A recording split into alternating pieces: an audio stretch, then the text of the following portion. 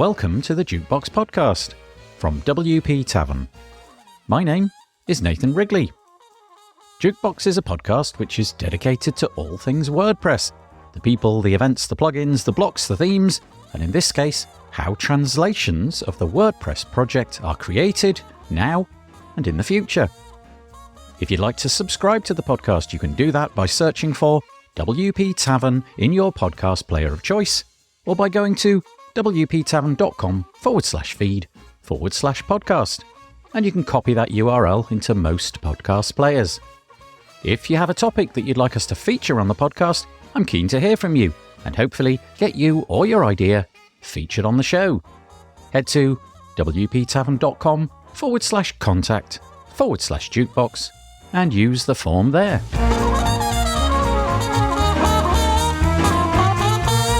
So on the podcast today, we have Estela Rueda, Courtney Robertson, and Javier Casares.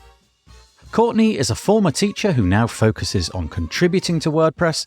With a background in education, she understands the challenges faced by English second language learners in the American education system.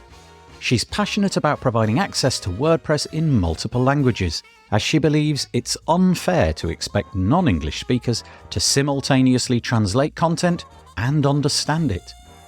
Estela is a language enthusiast who has spent years navigating the challenges of website localization. As a member of the WordPress community, Estela has come across the intricacies of language differences and the need for accurate translation in various Spanish locales.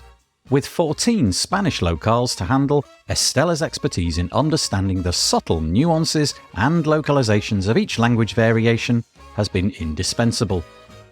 Javier is a dedicated member of the WordPress community with expertise in creating documentation. Javier has been instrumental in developing handbooks for various sites. However, there have been some technical challenges. Despite these obstacles, Javier, as you will hear, remains committed to addressing and solving the documentation issues at hand.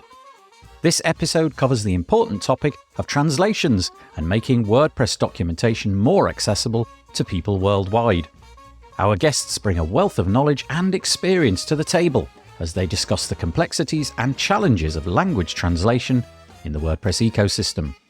We start by highlighting challenges posed in translating WordPress, such as the tangled processes currently in place, as well as more language-focused topics.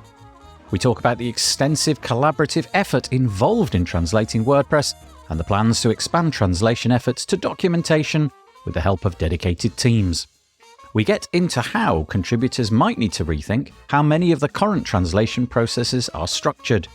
We discuss the different approaches needed for translating plugins and themes versus documentation. We touch upon how technical aspects of these processes, such as content creation and updates, also pose significant challenges. All three guests stress the importance of global involvement in translation efforts, including translators, reviewers, and project managers.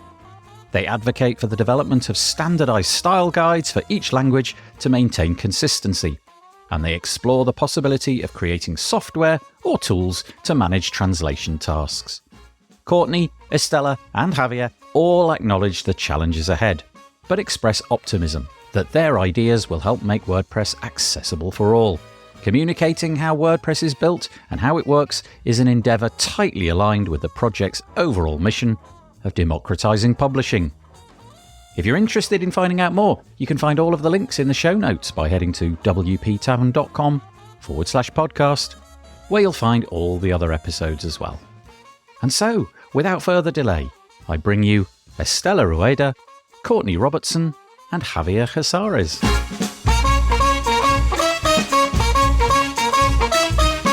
I am joined on the podcast today by three fine people. I'm joined by Courtney Robertson, Estela Rueda, and Javier Casares. Hello, all three of you. Hello. Hi, Nathan. Hello. Very, very nice to have you on the podcast today. We're going to be talking about WordPress translations and the way that we can make it easier for people from around the globe to get access to WordPress documentation. It's a very important subject, and there's been a lot of work, albeit that you may not know about it. There's been an awful lot of work going on over, well, more or less a decade, and we'll find out more about that in a moment. But first of all, I think it's important that everybody gets a little window to introduce themselves, do a quick bio. So if I take you one at a time, and let's start with Courtney. Just tell us who you are. And I know that I'm going to say, can we be brief? But I know time is short, so let's keep it fairly brief, if that's all right. Sure thing. I've been contributing to WordPress since 2009, a big part of the training team for many years. These days, you can also find me over in Meta, sustainability, and generally around the project on behalf of GoDaddy these days. And I've been there for about 2.5 years. Longtime contributor. Big fan. Thank you so much. I'm sure that people have come across Courtney in the past, as would be the case for the next two people. Let's go for Estela next. Hello, Estela. Would you mind giving us your intro? Hi, Nathan. Yes, I've been contributing for about 5 years already, and I am mostly in the design and the documentation teams. But you can find me everywhere. I do mess around everywhere. I ask questions. And my goal has been to rearrange, recategorize the end user documentation. And that's been the big project that we finished. It took us 3 years. And now we want to bring it up to the whole world in every single language we can manage. Okay, well, thank you. And finally, Javier, if you want to just give us your short bio. Yeah, hello, everybody. I'm Javier Casares. I'm from Spain. I've been involved with WordPress since 2006, so more or less 17 years. I mainly focus on hosting, on the hosting team, and I'm helping the documentation team, mainly with the Advanced Administration Handbook. So that's more or less what I do. I do a lot of things, but those are the main things. Those are the things which are pertinent to today's discussion. Yeah, thank you so much. So if, like me, you are a native English speaker, English is your first language, it may very well be that some of the things that we're going to talk about today have either never occurred to you or you've never bumped up against this problem.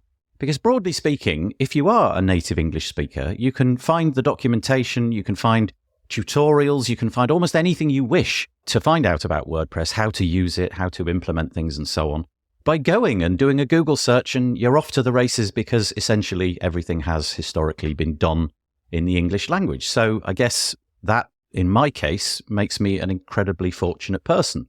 But that's not the case throughout the world. And as obviously WordPress has grown, we're now at 40+% of the internet, it would be not really serving the user base of WordPress if everything was simply in English. It would be a laudable goal to get everything translated.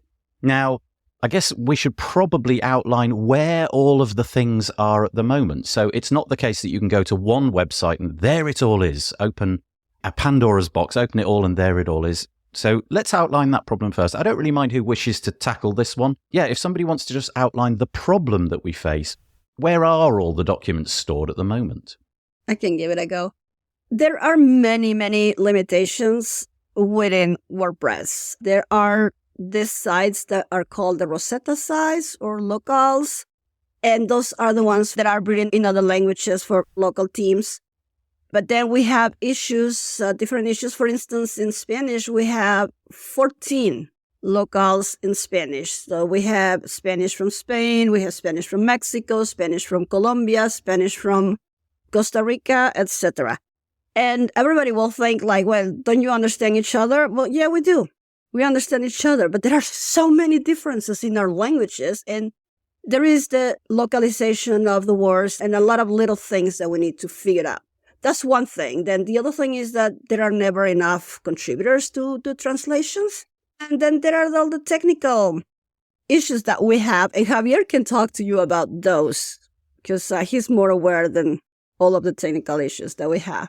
Okay, in that case, we'll hopefully segue over to Javier. Are you able to take it from there? Yeah, so the main thing is we have the Rosetta sites. Each local team can create their own documentation in a way because some of the sites have their own handbooks, but there is some technical things there because, for example, the Spanish from Spain is one of the oldest sites in the WordPress network. So its database is in Latin 1, it's not in UTF, this technical thing, but it doesn't allow, for example, emojis in the database. That's so simple, but it's something that happens. So we have some problems having documentation there. That's one of the things. But the other one is we have the documentation right now in wordpress.org/documentation. Also, we have the developer.wordpress.org. We have the Learn WordPress also with a lot of documentation. In a lot of ways, WordPress TV maybe it's another place with documentation, in video in this case. And everything usually is focused on English.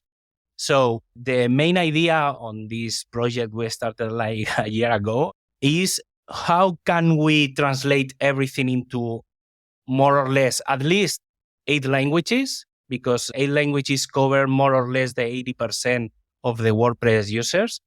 And also, where are we going to put that documentation? Because, for example, we can do ses.wordpress.org/documentation. That's the easy one. But for example, the developer documentation is in a subdomain. So where are we going to put all this documentation? So that's one of the things we are trying to solve. That's one technical problem we have to face. And the other one is, where are we going to put all the documentation to be translated?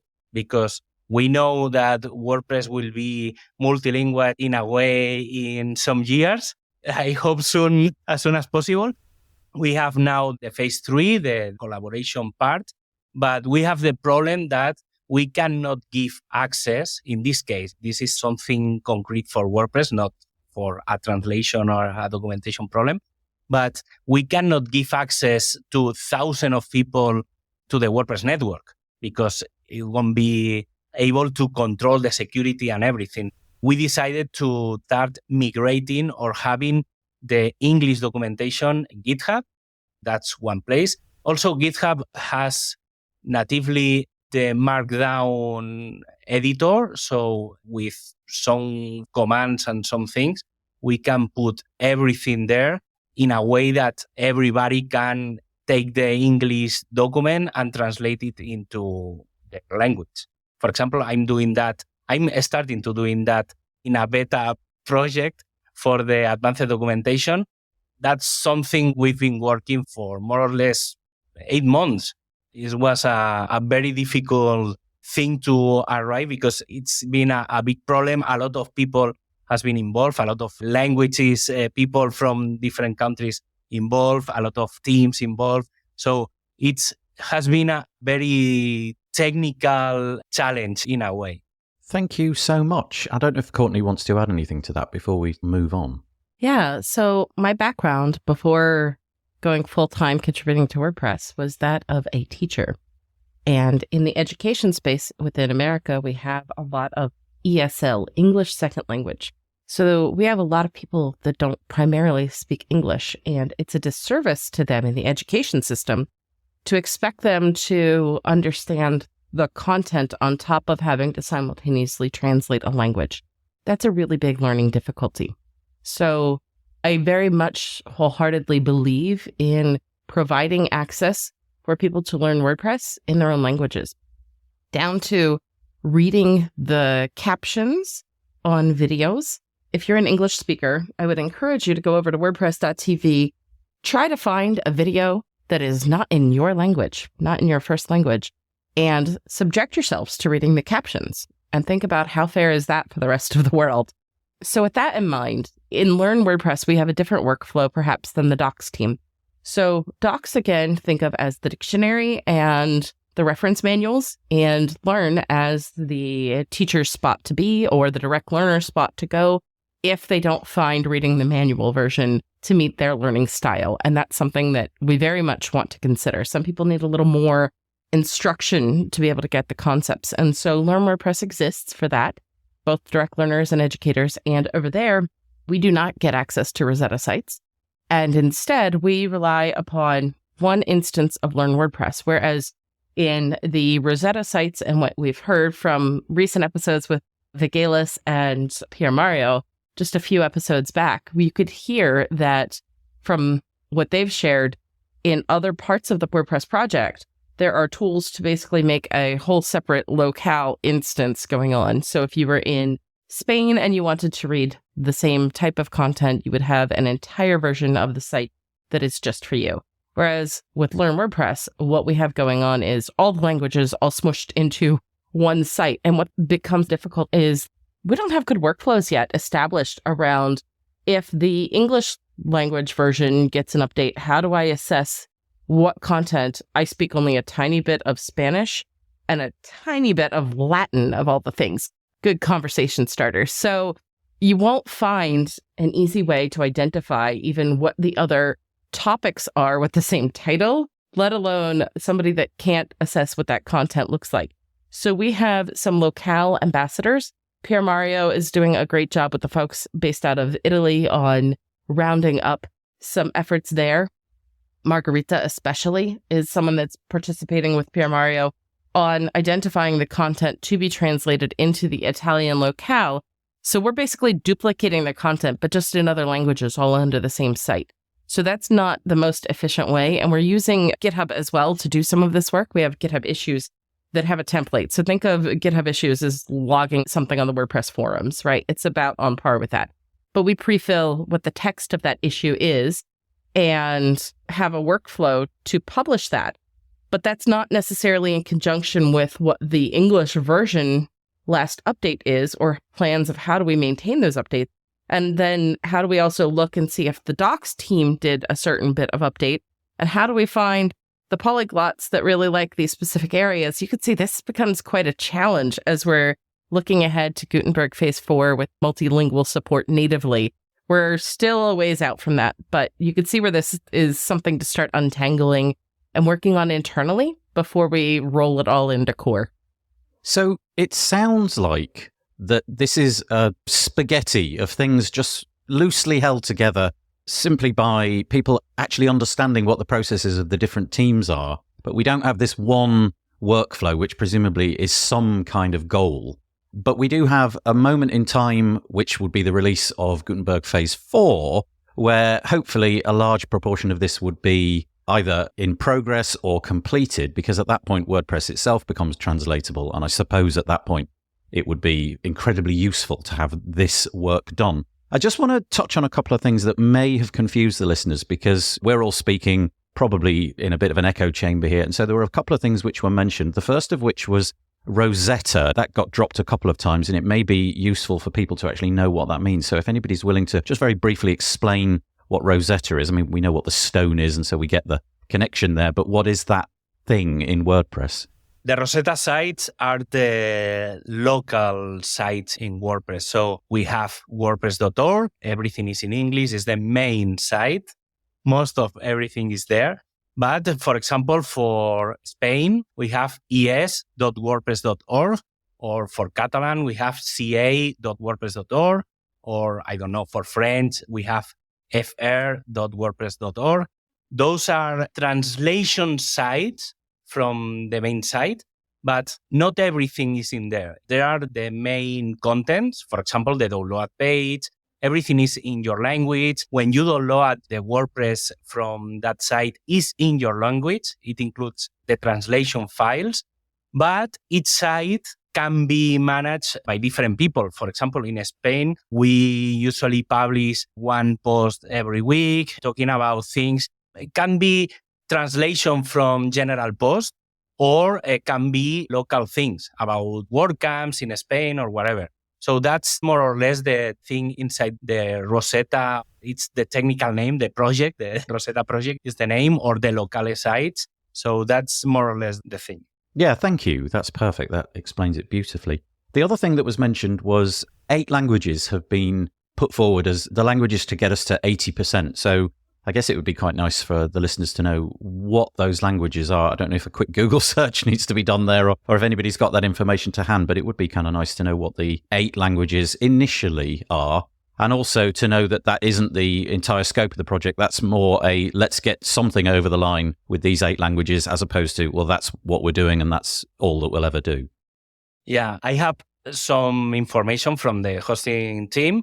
And it was like, okay, I'm going to analyze where and what language are the most downloaded in WordPress. So these languages are not the 8 more talked languages in the world, are the most used in the WordPress ecosystem. So that's the main idea behind having those languages as the main ones. German, more or less the 6% in the WordPress scope. English, the 48%. Spanish 7%, French 5%, Italian 4%, Japanese 6%, Portuguese 5%, and Russian 3%. More or less, that covers the 80% of the documentation or languages that WordPress has installations.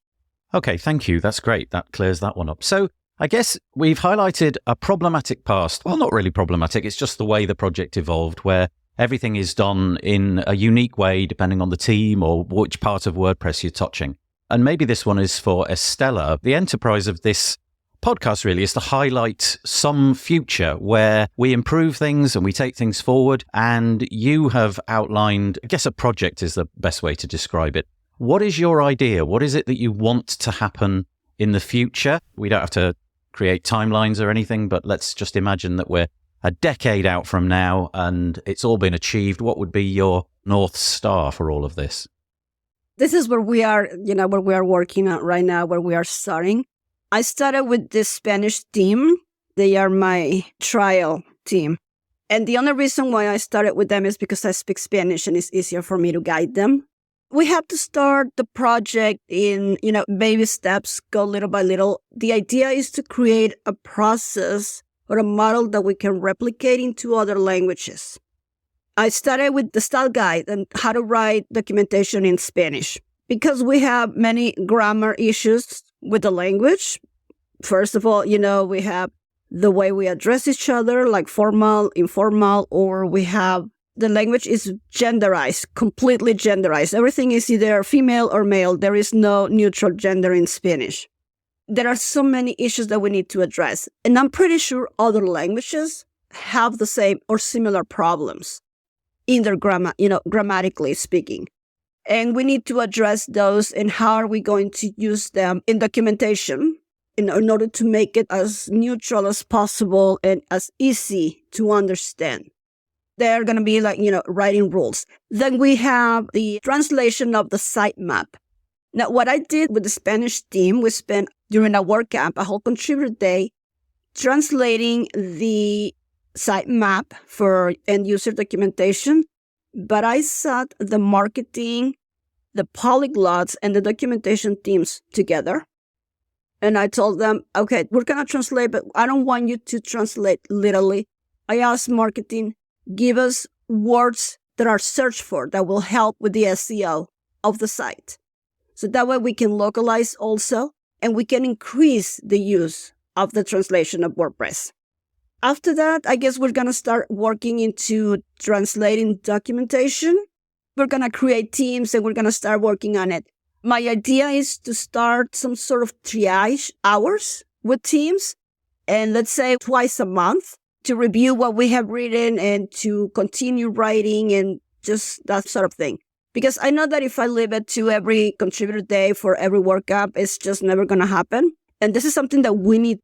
If we want to progress, we need to work, a little bit every day, a little bit every day. So if we don't set goals, then this is not going to happen. But that's where I am right now. And I will reach out to the Brazilian team who approached me and maybe the second team that I start working with. So, Estela, just to be clear, the intention here is to delve into, in your case, the Spanish language and come up with like a rule set, like a workflow where, okay, if we receive things in English, these are the set of constraints that we've got when we translate into Spanish. So somebody who is new to the team would be able to look at those guidelines, the workflow document, whatever it may be, and have a very strong idea of, okay, this is the way to do it. When you're going from English to Spanish, this is how you do it. Have I understood that correctly? Yes, but those writing rules or the style guide, I call them the writing rules because that's what they are. But I want to apply that for every language, just not for the Spanish team. And that style guide has to be according to the language grammar, not to what we like. In my head, I'm seeing a website when you say that, but of course, you're talking about the style of the language, in your case, the sort of gender that you've got to go to and things like that. That's interesting. And can you give us some sort of insight into how that's going? Has it proven to be fairly straightforward to put that workflow together, or is it a really thorny thing to unpick? We are just at the beginning of it. I just pitched this idea at the WordCamp in Pontevedra, which was last month, 2 months ago. And I realized that I need to sit down and start writing. So I gave them some sort of topics that might affect the language and gave it to the team, to the Spanish team, actually. They are going to start writing the style guide. And I said, listen, I write something, ideas that I have, and if they are not okay, feel free to go ahead and edit and change them. And let's see what affects us where. Is it easy? No, it's not easy. It's going to be difficult because, like I said, we have 14 locales or 14 Rosetta sites for 14 different versions of Spanish. And we need to come together to a point where what is the most common use for everybody? So this question is going to sound a bit meta in the real sense of the word. You are creating a document which then you will be able to share to other teams in order that they can run their own process. So a silly example, the Latin version of WordPress would need to look at what your team have put together, how to go through the process, which they can then implement with their own locale. Yes. I will be documenting. Actually, this week, I'm going to publish a post in the Polyglots team regarding about this step 1, step 2. So what is the writing style guide and why are we writing it and what happened to the sitemap and how we came up to what we have. So just talking about it on this podcast, it seems like a fairly solvable problem. But of course, when you actually apply thought to it, this really is a gigantic plate of spaghetti. There's an awful lot to be unpicked. There's an awful lot of work to be done. And I'm just wondering how you feel about this, whether you're sanguine, and it's not necessarily for Estela, it's for everybody on the call, how you feel about whether this project is going to be able to ship its aspiration in the, well, let's say it's probably a matter of years, not months certainly, but probably under a decade, before Gutenberg 4 comes out, because it does sound, on the face of it, it sounds like you've got an awful lot of work to be done. If you can complete the Spanish, then you've got to move on to another one. You've got to get people's buy-in. You've got to re-educate those people who've contributing their time as translators. They've got to be re-educated to do it in a different way. How positive, sanguine do you feel that this is achievable? Nathan, I'll jump in here. One of the ideas that a coach in my life has shared with me, the motto of this company is a world that works for everyone with no one left out. And I think about that a lot in the context of open source and how we make WordPress possible for the whole globe, right? We are trying to make this tool that we have available be available for as many people as would have use it and make the best of that situation. And if we take that backwards to a place where we might need a mindset shift to go on, let's think about a couple of features in the WordPress project that have rolled out within the last few versions of releases. And the naming that goes into it. I know the community would like to improve how we name things from the outset so that we don't have to rename them later. So one example that I thought went really, really well is what became the command palette. The initial proposal was to call it something along the lines of Wayfinder. And one of the great insights, because we were able to identify and put this kind of call out across social media and other places, it was not something that was just buried and obscure over in GitHub. It was raised throughout the community. And a lot of folks said, that doesn't make sense in my language. If you do a direct translation, this does not make sense. So it's not just about translating after the fact, but it's also about how we name things really even before it gets widely publicly released. And so that's a mindset shift that I think I'll say as an English speaker, I really think that we need to experience more of being the second language to truly appreciate and understand the depth of why naming things matters so greatly, the depth of why we need to consider how this will work with other languages, consider the workflow process to the point where we're not just, yes, it will probably remain English forward first, but to always tuck in mind the processes that go on downstream after we get the thing out in English or what have you. What are we asking our translation folks to do? And how does this impact somebody in a different language? I learned that when Learn was added to the navigation menu across all WordPress sites, that the way it had been translated, particularly into Russian, Olga caught this one, it didn't make sense in the way that it was translated. And so we have to think about these things before we just ship sometimes. I have this intuition that if the command palette had been called something even adjacent to the command palette, it would have stayed like that. It was the controversy of it being so poorly named that led the community to sort of say, well, that's really not the right idea. And so sometimes I wonder if backing yourself into a corner is the best way to get attention, if you know what I mean. It's probably not the desirable outcome, but it is possibly a way that, people get enraged by something. And so they go out on social media and change happens more quickly. From what I'm hearing there, Courtney, you're basically making a moral argument for this. It's the right thing to do. It doesn't matter what the goal is, whether we achieve this in a matter of 2 years, 6 years, 10 years, whatever it may be.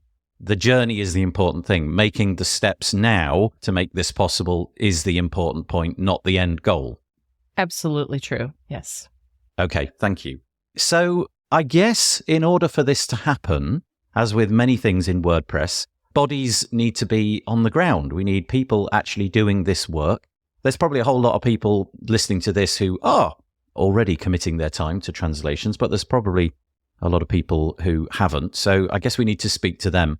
Firstly, I suppose we need to reassure people that if in the future, if this project has wings and takes off and it all goes in this direction, that they will be educated in the new ways of doing things, but also a call out to people who haven't yet committed their time and feel that they could commit their time.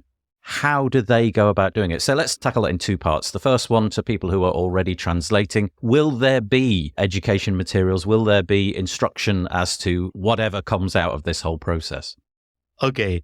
So for me, we will need two different teams. This is not a polyglots project in a way. Obviously, everybody will be invited to participate and everything. But I don't think that the same people translating WordPress plugins, themes, or whatever needs to be the same people translating documentation.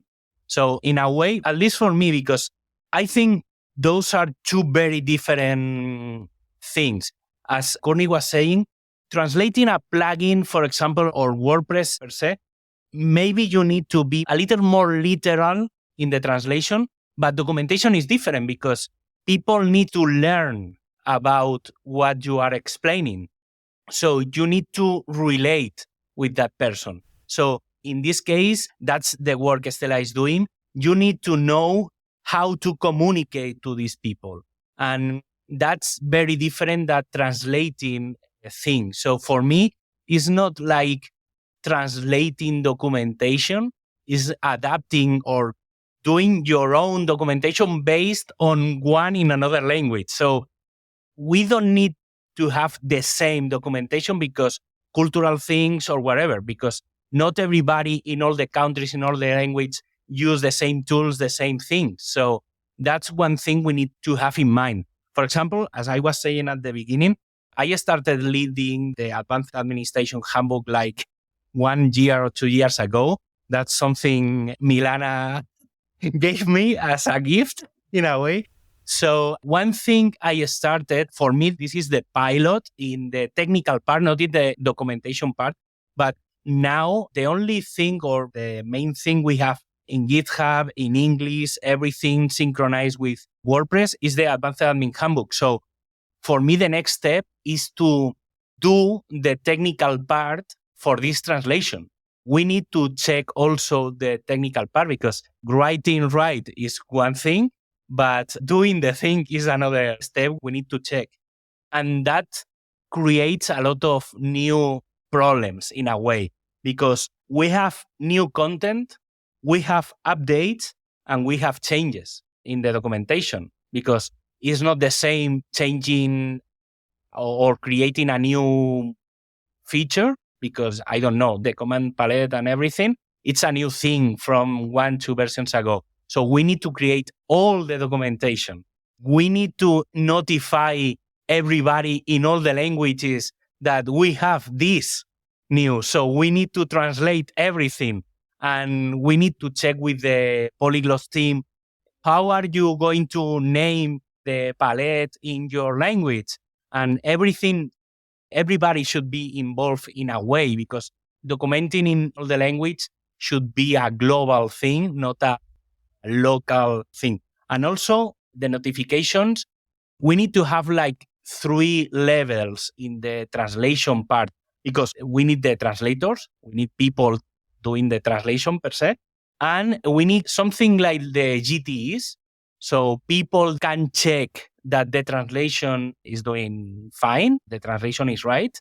And we need project managers, because each documentation is not the same, the Advanced Admin Handbook, the end user documentation, the Learn WordPress, whatever, the plugins handbook, the themes handbook, developers handbook. Each documentation needs 1 or 2 or a team that can control the publication, that everything is right. For example, one thing we talked in WordCamp US was how we are going to relate each language, because we don't have that now. So if we publish the documentation in Spanish and somebody wants to go from this page to another language, how we are going to do that? Because that's not something we have now.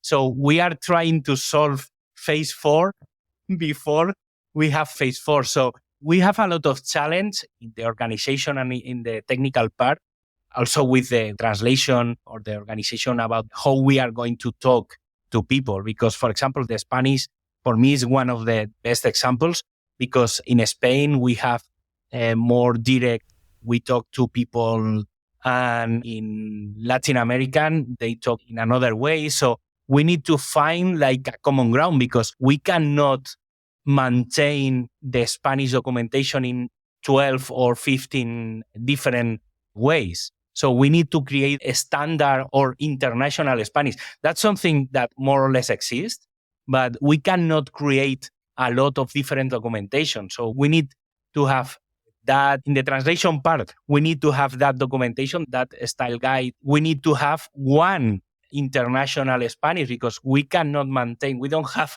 a lot of people maintaining some little languages or whatever, because it's not possible right now in the WordPress ecosystem. Thank you. That was really insightful. I got an awful lot out of that. I just have a little question off the back of that. So is the intention then to build, I guess, more or less software to take care of this notification problem? And obviously there's a lot more than notifications. There's, the work that needs to be done, and perhaps the order that it needs to be done in, and who it's going to be assigned to. Is the intention to have that as, if you like, paper-based web pages, or is the intention to have a piece of software that people can log into and assign themselves tasks and offload tasks and check things out, and then finally hit publish if something meets all of the different criteria? And it kind of sounded like it was partially done, but I don't know if that's falling on your shoulders, Javier. Just a little guidance around that. Yeah, that was one of the main things we have pending. We started talking about this in WordCamp US in the Contributor Day. Right now, for example, for the Advanced Admin Handbook, I'm going to lead everything in the Spanish part, because I think we need to test everything, and I'm going to test this development part or whatever we are doing. I know Milana is doing for the end user. She's creating like teams in GitHub and doing actions and everything. She's starting to automatizing more or less the notifications and everything. So the main idea is we will have translation teams. So, for example, the Spanish translation team or the German translation team, and you will apply in those teams.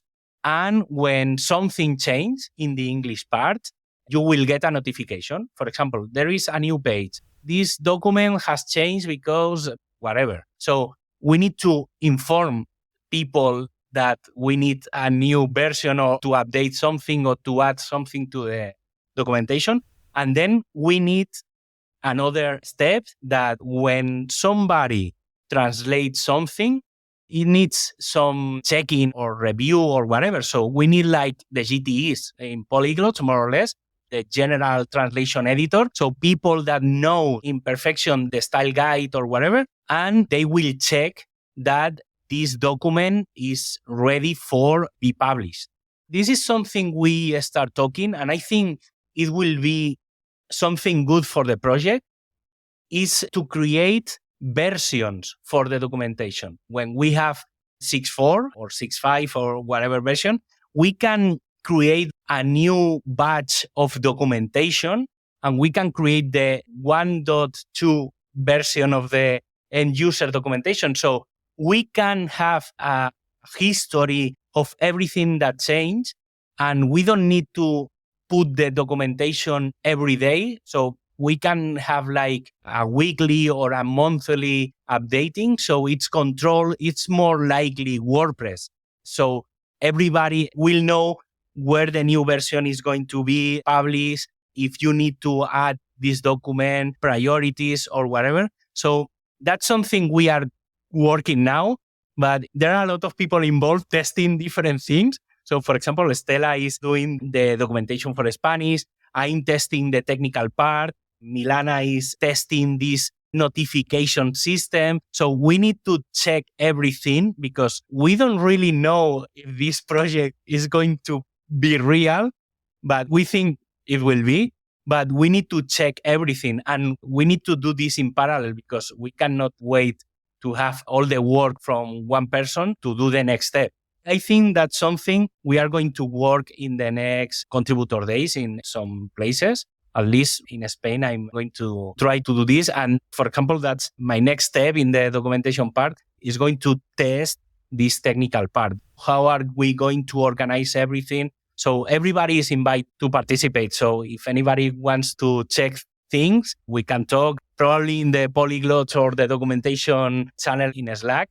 So I think a lot of people is doing the right steps right now. And before 2024, we have some pilot or something finished.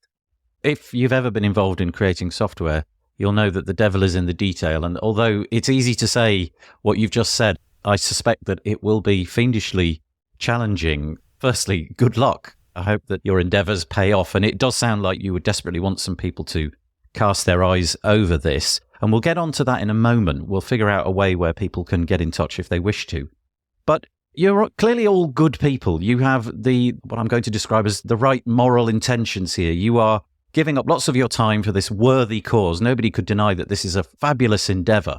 But for people who are listening to this and sitting on the fence, thinking to themselves, what would I get out of translating?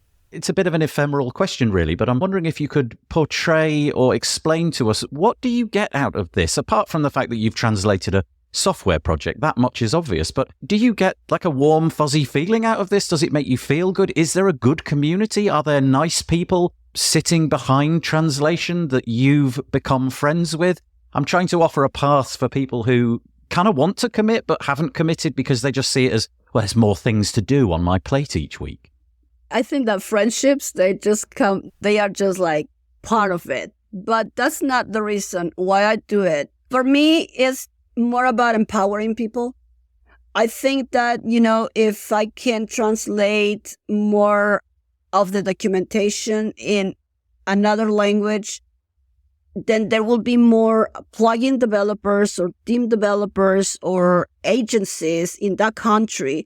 And then you will empower people. You will empower more people because they will be able to start their own businesses, create their own little plugins and start small like we all did at some point, and then become bigger and bigger.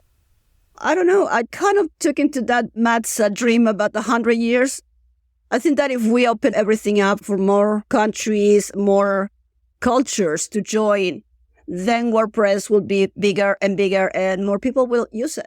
Thank you so much. Courtney, I think maybe you want to chip in there. I really love solving complex puzzles. And so if we look, devil's in the details, relaying communications between docs and training becomes pretty important. So not only do we want to leverage Milana's system about the GitHub Actions, some of that automation work that can notify people in other languages, but also the communication between the teams about the same topics or the areas in which our topics overlap. It's a fun thing for me to do that. But then in addition, as I kind of look more broadly, like Estela, I firmly believe in empowering others. And that's really what open source and the Four Freedoms give us. You are free to do what you would like with this thing. So to make that possible, my method is to solve big problems, I guess, to work on these interesting challenges so that more people can leverage what's going on and get involved along the way and have mentors and others to connect with. Because for every time that I felt personally like I didn't know what was going on, or I didn't understand the value that I brought, or understand how I could start contributing with something small, I want to remove those barriers for other people. I want to make their lives a lot better from that process. What a fabulous set of answers. Thank you so much. We're running short of time. I guess the only thing that we should say before we wrap up is to give out a shout to people who are sitting on the fence, who haven't contributed so far. What is the best way, the quickest route to finding out more? Is there a particular page that you would highlight more than any others? Is there a particular venue to go to? Is this a contributor day kind of thing? What would you recommend? We could take that one at a time. So let's start with, let's go back to Courtney. Sure. Since our process looks a little bit different than what you see in Docs, for instance, I would encourage folks to swing by the training team. You can find our main site at make.wordpress.org/training. There is a handbook in our top navigation area, and inside of that has some information on how to get started with content localization. I'll make sure that we have all those show notes, as well as a GitHub issue to log if you want to take part in that translation efforts. And for those inside the WordPress project that are really skilled with amazing things like GitHub Actions, if you understand how to make GitHub automate some stuff, there is a channel. If you search for GitHub inside of the channels area, you'll find a channel where we share tips and tools about GitHub activity. Thank you so much, Courtney. Estela, anything that you wanted to add? You can go into documentation Slack channels. We meet on Tuesdays, 2 p.m. UTC. And just join us, and then we can talk about it. We are trying to look now for documentation writers, but they are also bilingual. So they do need to dominate at least one word so that they can help us in the future once we move into their own language. We have, actually the documentation team is, most of us are non-English speakers. English is not our first language, so we have a lot of people that speak other languages, and they do help when it's necessary. Now, we have several posts. I'm posting, like I said, I'm documenting what I'm doing, and we'll be documenting it both in documentation and polyglots. And just pick it up from there. Join the polyglots team. They are open to every language or every Rosetta site, local team. They all need contributors. They all need translators. So that's the best way. Thank you so much. And Javier, if you've got anything to add there. Yeah, in my case, if anybody wants to check the most technical part or be involved in the testing, they can ask me directly in Slack, because right now it's like I'm doing the test alone. I probably, when I do the main testing, I will explain everything, because we did the proposal in the make.wordpress.org/project. Can look for a proposal, documentation, translation, localization. That's the main document explaining everything. It explains why we are doing this, how we are going to do that. I think right now, Estela, Courtney, Milana, and I are the ones involved. So another way is to, at least for this project, is to contact us, and we will try to put you in the right place to contribute. So yeah, we are always open to help people. So another way is to contact directly to us. Well, thank you so much, the three of you, for joining us today. Thank you, Courtney, Estela, and Javier. I really appreciate it. Obviously, a very complicated set of challenges to come, but hopefully, with your and other people's contributions, WordPress will be readable by all the world. Thank you so much for your contributions today.